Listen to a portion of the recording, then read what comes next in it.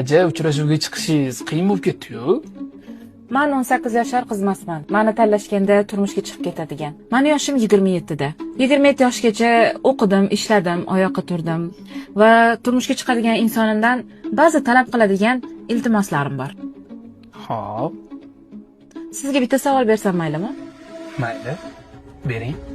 Aytaylik, men sizga turmushga chiqsam, to'ydan keyin sizga itoatli ayol bo'lsam, sizga yaxshi farzandlar dunyoga keltirsam va ularni tarbiya qilsam, ota-onangizni beminnat xizmatlarini qilsam, bundan tashqari uy yumushlari va o'zingizni xizmatlaringiz, keyin esa sizni sharoitingiz bor yo'qligida ham yoningizda tursam, xullas sizga yaxshi ayol bo'lib bersam, turmushdan keyin siz menga nima bera olasiz? Nimaga jimsiz?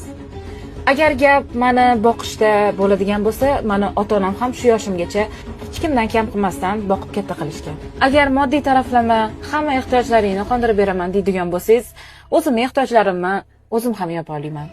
O'rtoq, o'zingni kimdir ko'rsatib, bitta qizni gulday hayotini barbod qilmagan, Xudodan qo'rqqazgina, u qiz sana aqlli, umuman boshqacha bo'ladi deb o'ylayapti.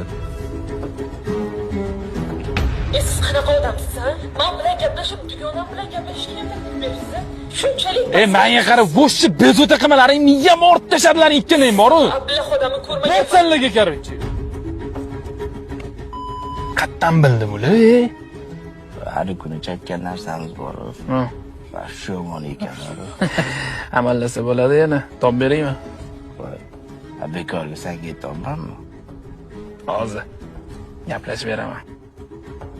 Voy, men azingni xirib qopdi-yu.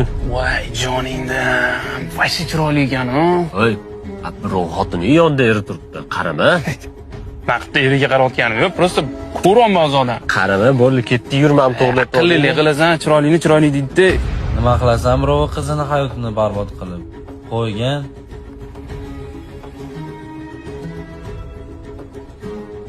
Men siz o'ylagan odam emasman. Sizga to'g'ri kelmayman.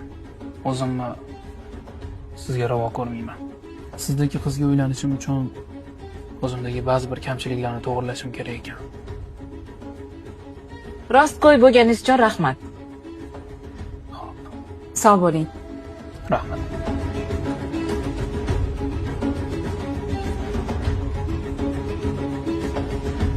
O'zingizni kimdir ko'rsatib, bir qizning guldek hayotini barbod qilmang.